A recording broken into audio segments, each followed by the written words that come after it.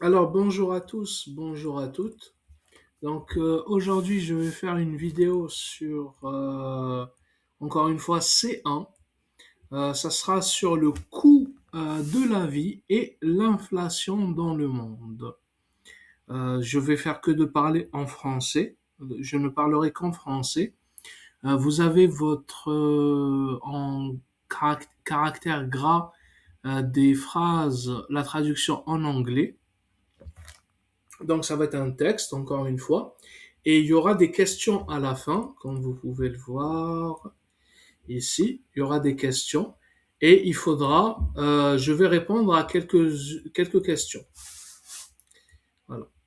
Alors, je vais commencer. Le coût de la vie et l'inflation dans le monde. Depuis plusieurs années, la hausse du coût de la vie constitue une préoccupation majeure pour les populations du monde entier. L'inflation, définie comme l'augmentation générale et durable des prix, affecte aussi bien les pays développés que les économies émergentes. Elle influence profondément le quotidien des ménages, les politiques publiques et les équilibres économiques mondiaux, tout en mettant en lumière les inégalités sociales et géographiques existantes. L'un des effets les plus visibles de l'inflation est la diminution du pouvoir d'achat.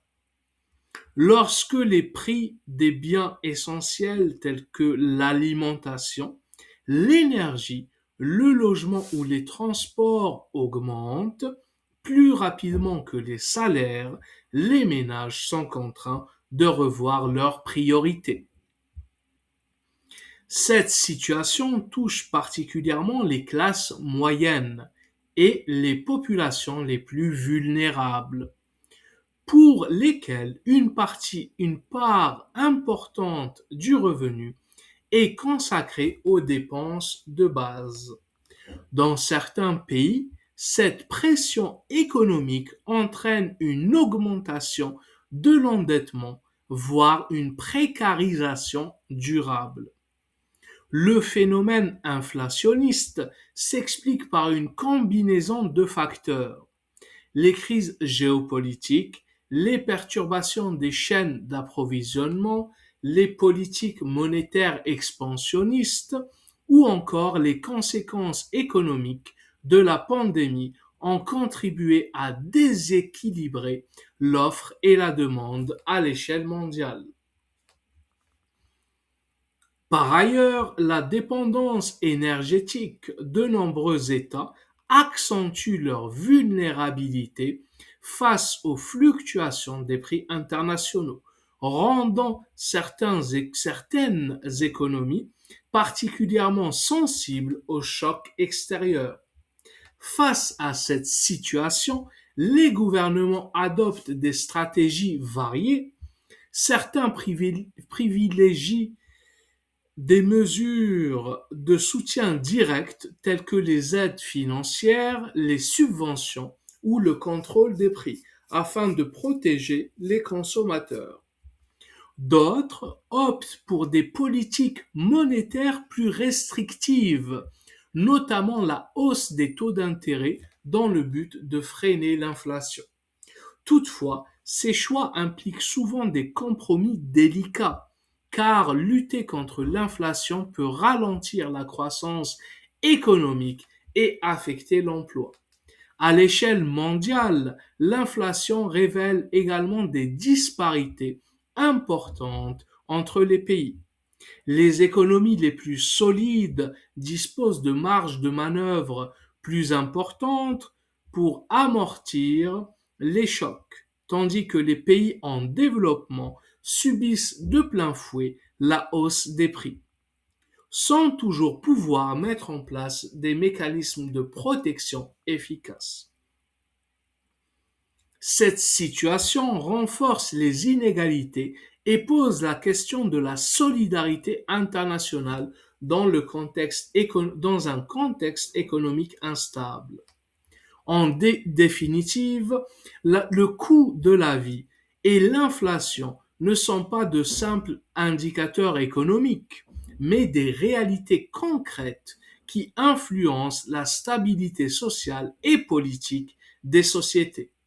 Comprendre ces mécanismes permet non seulement d'analyser les défis actuels, mais aussi d'envisager des solutions durables fondées sur une meilleure régulation économique, une coopération internationale renforcée et une attention particulière portée aux populations les plus exposées.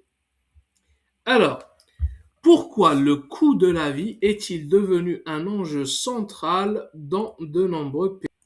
Alors, je tiens à rappeler encore une fois que je n'ai pas de doctorat en sociologie ou en quoi que ce soit d'ailleurs. Donc, ce que je dis, c'est ce que je pense avec mon maigre savoir. Et voilà, donc il faut pas s'attendre à des réponses brillantes, j'ai envie de dire.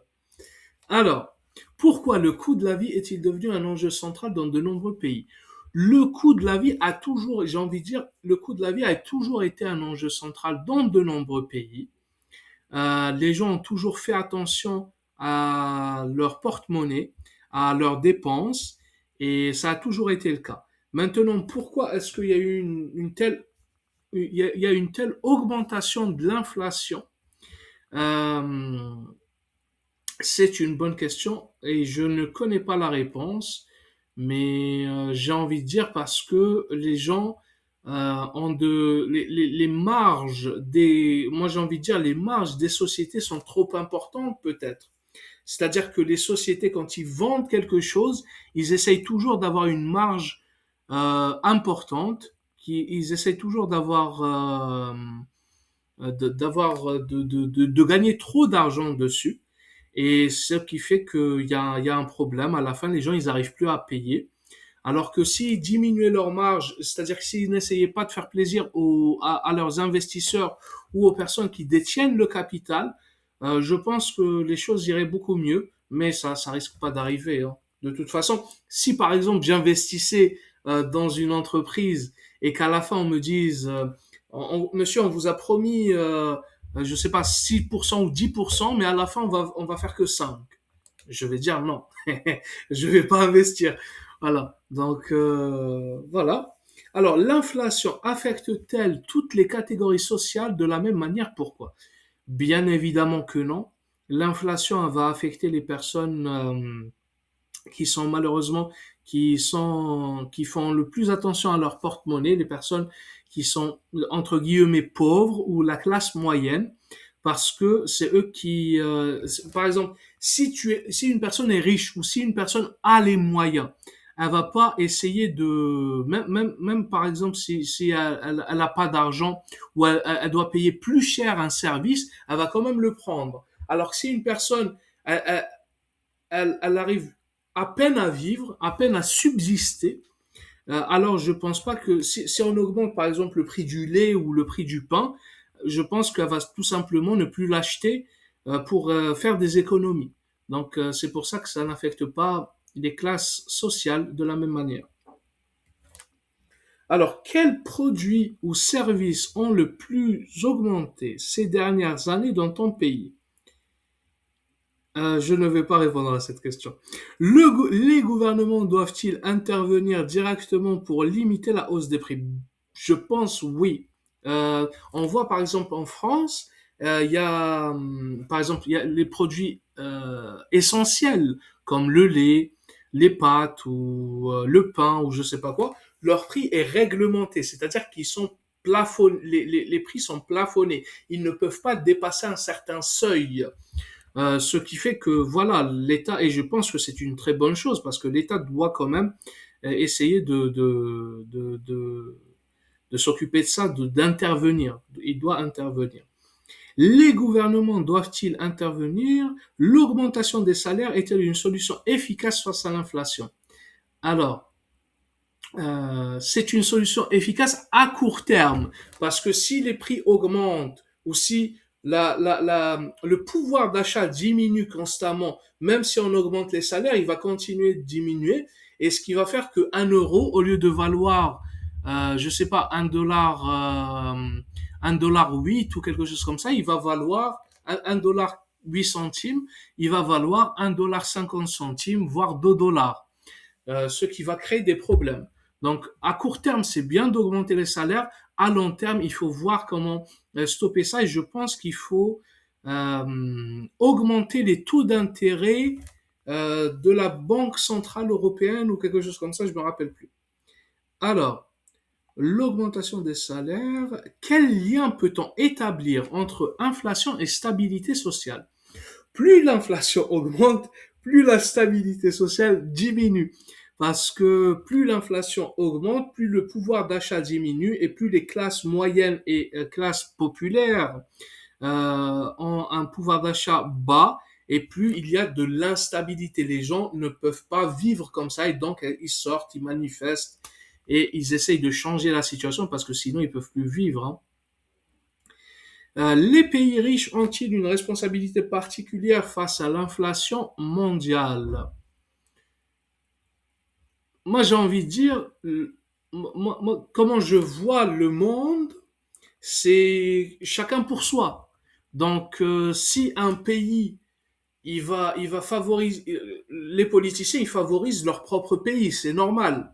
C'est comme dire à un pays pauvre, pourquoi est-ce que tu t'occupes pas des problèmes des pays riches?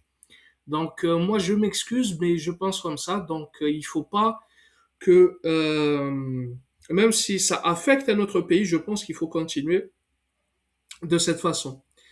Donc, les pays riches ont-ils une responsabilité particulière face à l'inflation mondiale? Oui, oui, parce que c'est la finance des pays riches qui crée l'inflation, j'ai envie de dire. Si par exemple, du jour au lendemain, la Banque centrale américaine ou quelque chose, la FD, la Banque centrale américaine, elle décide de diminuer les taux d'intérêt, ça va créer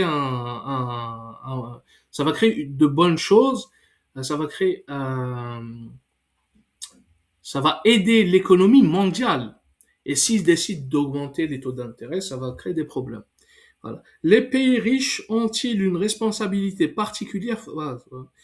Comment les jeunes générations sont-elles impactées par le coût de la vie? Eh bien, ils travaillent beaucoup plus, ils galèrent et ils essayent de consommer moins, j'ai envie de dire. Parce que plus le coût de la vie augmente, plus la consommation diminue, plus on se concentre sur la consommation essentielle, sur les dépenses essentielles, et moins on sort, moins on s'amuse, moins on profite de la vie, j'ai envie de dire, moins on voyage, etc. Voilà, donc j'espère que ça a été bien. Je vous souhaite une agréable journée. N'oubliez pas de liker si ça vous a plu. Un petit j'aime